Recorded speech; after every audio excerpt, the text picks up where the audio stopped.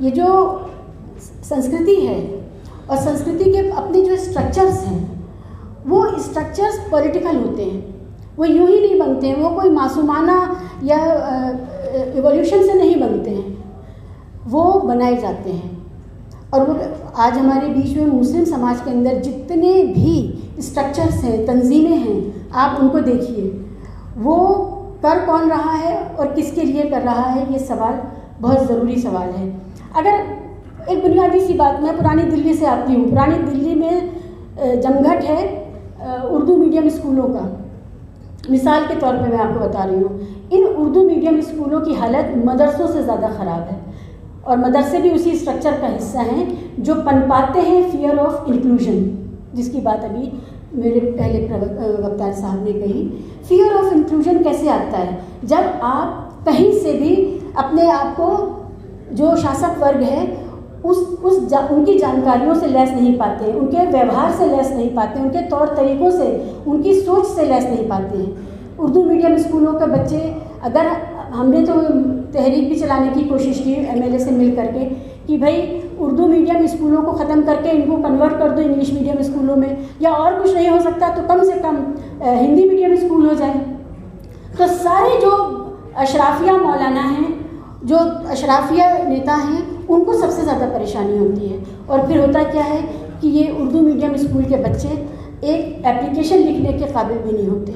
वो 12th के बाद कौन सा सब्जेक्ट पढ़ें, उनकी मजबूरी है कि वो सिर्फ उर्दू पढ़ें, क्योंकि ज्योग्राफी उन्होंने उर्दू में पढ़ी है, मैथ्स उन्होंने उर्दू में पढ़ी है, साइंस उन्होंने उर्दू में पढ़ी है, ये किताबें और ये डिपार्टमेंट्स मिलते नहीं हैं। तो उसके बाद वो मजबूर है कि फिर एक आर्गुमेंट ये दिया जाता है कि अपनी सखाफत, अपनी पहचान कैसे बचेगी अगर उर्दू ख़त्म हो जाएगी। तो जो गरीब के पसमानदा के कंधे पर, उसके बच्चे के ऊपर, जिसको अपनी रोज़ी रोटी के लिए शिक्षा चाहिए थी, जिसका पहला काम ये था कि वो अपनी सर्टिफिकेट को, डिग्री को इस्तेमाल करके कहीं चपरासी, एलडीसी, यूडीसी या सिविल सर्विसेज कहीं पर भी जा पाता, उसको आपने घेर करके बाड़े में बंद कर दिया उर्दू के। अब उसके ऊपर बोझ है गालिब को बचाने का, इकबाल को बचाने का। उस बेचारे को समझ में नहीं आ रहा है कि वो जो हाई आइडियल्स हैं, हाई फंडाज हैं, वो जिनकी वो बातें कर रहे हैं, आफाकी बातें कर रहे हैं, सररियल बातें कर रहे हैं, उसका क्या मतलब है। लेकिन ये उर्दू मीडियम स्कूल एक बहुत बड़ी राजनीति है, एक बहुत बड़ी पॉपुलेशन इससे त्रस्त है।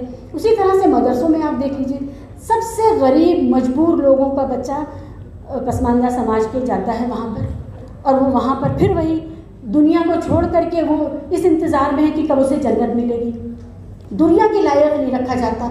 और ये दोनों स्ट्रक्चर्स हैं, और आप देखिए इनको बचाने के लिए कितनी ज़्यादा मेहनत करता है वो समाज, जिनके बच्चे इंडिया ही में नहीं रहने वाले हैं। वो कनाडा जाएंगे, वो यूके जाएंगे, वो कम से कम डीपीएस और मॉडर्न स्कूल और सेंट कोलंबस जाएंगे, वो नहीं, कभी वो अपने बच्चों को कभी नहीं भेजेंगे। ये दोनों स्ट्रक्चर्स हैं। शिक्षा हम मांग रहे हैं, लेकिन शिक्षा के नाम पे हमें जो मिल रहा है वो मिल क्या रहा है, वो हमें पहुंचा कहाँ रहा है। तो ये बस मैं फ्लैग करना चाहती थी कि हम लोगों को ये समझना है कि, और इसमें महिलाएं भी शामिल हैं। तीसरी बात यह है कि अभी हिजाब को लेकर के और आइडेंटिटी को लेकर के बहुत बातें हो रही हैं इस देश में। पूरे बड़े सगीर में हिजाब का सवाल इसलिए बेमानी है क्योंकि यहाँ पर हर समाज की महिलाएं और पुरुष अपने अपने ढंग से पर्दे की पाबंदी करते रहे हैं। जैसा उनको वहाँ की ज्योग्राफी के हिसाब से रहा, वैसा चाहे वो साड़ी पहने, चाहे वो उल्टे पल्ले की साड़ी पहने, सीधे पल्ले की साड़ी पहने, दुपट्टा पहने, चादर पहने, कैसे भी करते रहें। लेकिन ये इसरार है आजकल कि नहीं, अरब स्टाइल का अबाया और नकाब पहन करके क्लासरूम में बैठना है, और इसके पीछे कौन लोग खड़े हैं, कौन जमातें खड़ी हैं। ये सियासत के सवाल हैं। आपको रोज़ 4 बजे से लेकर के रात 10 बजे तक टीवी पर इनको झेलना पड़ता है। ये सवाल के लिए हम कब खड़े होंगे, हमारी महिलाएं, आपके घरों की बच्चियां, बहनें, माएँ सब कब खड़े होंगे और ये कहेंगे कि भाई ये आर्टिफिशियल सवाल है, ये हमारा सवाल नहीं है, हमें शिक्षा दे दीजिए, हम तय कर लेंगे हमें क्या पहनना है, या अगर यूनिफॉर्म है तो हम यूनिफॉर्म की पाबंदी कर लेंगे। क्योंकि यूनिफॉर्म हिंदू बच्चियों के लिए या गैर मुस्लिम बच्चियों के लिए अलग नहीं है, सब एक जैसे हैं। क्लासरूम में बैठना है, आप क्लास तक कैसे आते हैं, क्या पहन के आते हैं, इससे किसी को कोई फर्क नहीं पड़ता है।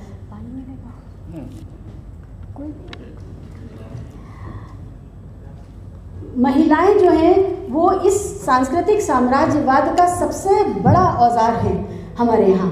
और ये अरब संस्कृति का जो साम्राज्यवाद है कि हमें अरब जैसा दिखना चाहिए, हमारे कुर्ते का साइज़ ये, पैजामे का साइज़ ये, बुर्खा ऐसा हो, नकाब ऐसा हो, अबाया पहने।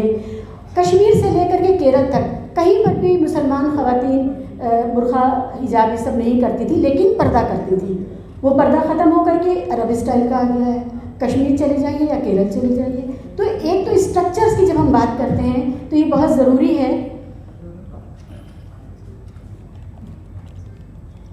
तो ये बहुत ज़रूरी है कि स्ट्रक्चर्स बनाए गए, हमारा उसमें चंदा जाता है, हम उसमें पैसा देते हैं और हम अपनी पीढ़ियों के लिए। और आप ये बताइए, टेलीविज़न पर डिबेट करने वाली जितनी मुस्लिम एंकर्स हैं, किसी को आपने सर ढके हुए देखा है जो पर्दे के बुर्खे के पक्ष में बात कर रही हैं?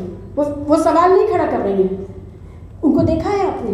तो ये हमारे ऊपर छोड़ दीजिए ना। इस देश की सभी महिलाएं जानती हैं उनको कैसे जीना है, कैसे बाहर निकलना है। बुर्खे का विरोध नहीं कर रही हूँ। बुर्खा पहन करके बहुत सी गरीब औरतें अपनी गरीबी को छुपा करके फैशन के दबाव में आए बगैर बाहर निकल के अपने काम कर पाती। उनको ये फैशन का दबाव नहीं झेलना पड़ता। लेकिन आप मत तय करिए, आप इसको हो जो जैसे चल रहा था, जैसे उन्होंने अपने हालात के हिसाब से अपनाया था, चाहे वो चादर हो, ये होने दीजिए। तो एक तो ये सवाल है। दूसरी बात है, जितने भी उर्दू मीडियम के या मदरसे, या अब आजकल एक आर्गूमेंट और आया है कि भाई मदरसा तो स्कूल का नाम है, मदरसे का मतलब जहाँ दर्स दिया जाए, जहाँ सबक दिया जाए, तालीम सिखाई जाए। सवाल ये है कि आज बहुजन और पसमानदा की एकता की बात हम लोग यहाँ पर कर रहे हैं, बेदारी की। ये बताइए कि जब हम बहुसंस्कृति में जिएंगे ही नहीं तो हम एक दूसरे को समझेंगे ही नहीं, और जब समझेंगे नहीं तो एक दूसरे के प्रति जो अविश्वास है वो कैसे ख़त्म होगा। उर्दू मीडियम स्कूल, मदरसे और इस तरह के जितने भी स्ट्रक्चर हैं वो छोटे से बच्चे के मन में एक ख़ास तरह का मोनो कल्चर पैदा करते हैं, एक संस्कृति पैदा करते हैं। उसको नहीं पता होता है कि दिवाली वाले दिन कोई बच्चा टिफ़िन में क्या लाएगा, या वो किस तरह खुशी मनाएगा, या ईद के अलावा भी कोई त्यौहार होता है। ये जो मोनो कल्चर पैदा करने के आइडियल्स हैं, उसने भारतीय मुसलमानों के भारतीयकरण में भी रोक लगाई है। और भारतीयता और देखिए, आज़ादी के साथ साथ जो बंटवारा हुआ उसमें अशराफ चले गए थे। अच्छा तो ये होता कि पसमानदा या बहुजन के हाथ में अपने आप सत्ता आ पाती, लेकिन उस वक्त जो स्ट्रक्चर था, पॉलिटिकल स्ट्रक्चर था, उसके पास जो बचे कुछ नामवर चेहरे थे वो वहीं से आते थे। लेकिन आज बहुसंस्कृति भारत के मुसलमानों में जो भारतीयता का जो अंश होना चाहिए वो बढ़ने के बजाय घटा क्यों? पहचान के नाम पे हम लोग किधर चले गए? तो ये भी एक स्कूलिंग से, शिक्षा से, उस स्ट्रक्चर को क्रिएट करने से पैदा होता है जहाँ पर आप देखते हैं आपके बच्चे को पता नहीं होता है कि दूसरे समाज के बच्चे किस तरह जीते हैं, खाते हैं, पीते हैं, खुशी मनाते हैं, या उनके दुख सुख कैसे होते हैं। तो मोनो कल्चरल इंसान पैदा करने का एक तरीका ये सारे स्ट्रक्चर्स होते हैं। फिर वो तंजीमें हैं, आज जो तंजीमें नाम लेना बेकार है, आप सब जानते हैं, तबलीगी जमात से लेकर के दूसरी जमात हैं, वो कहाँ जा कर के क्या बना रही है, कैसा मुसलमान पैदा कर रही है, उनको एक सांचे में ढला हुआ मुसलमान उनको चाहिए। तो एक बहुत बड़ा है।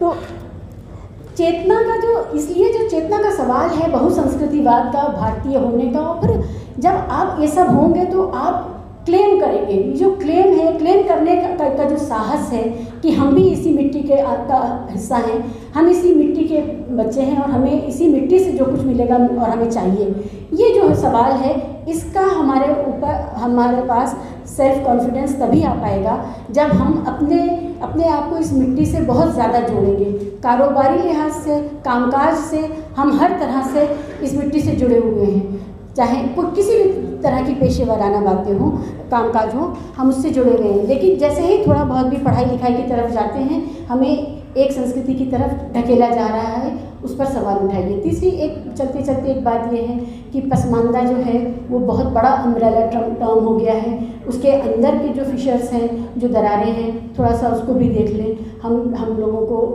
सब लोगों को यहाँ पर जो उसके अंदर की डाइवर्सिटी है उसका भी प्रतिनिधित्व मिले, उसका भी ध्यान रखना है, क्योंकि सबसे ज़्यादा आघात वहीं से किया जाएगा इस पूरे बहुजन पसमानदा आंदोलन पर। जब बहुजन पसमानदा चलता था आज से 5-10 साल पहले, तब उसको मिटाया गया। ओबीसी का जो पूरा नया एक राजनीति खड़ी की गई है भाजपा द्वारा, उसके ज़रिए अंदर भी वो बातें शुरू हो गई हैं पसमानदा के अंदर। तो अली अनवर साहब, मैं आपसे ख़ास अपील करूँगी कि आप you have to be very mindful of that, क्योंकि वो भी शुरू हो चुका है। बहुत बहुत शुक्रिया।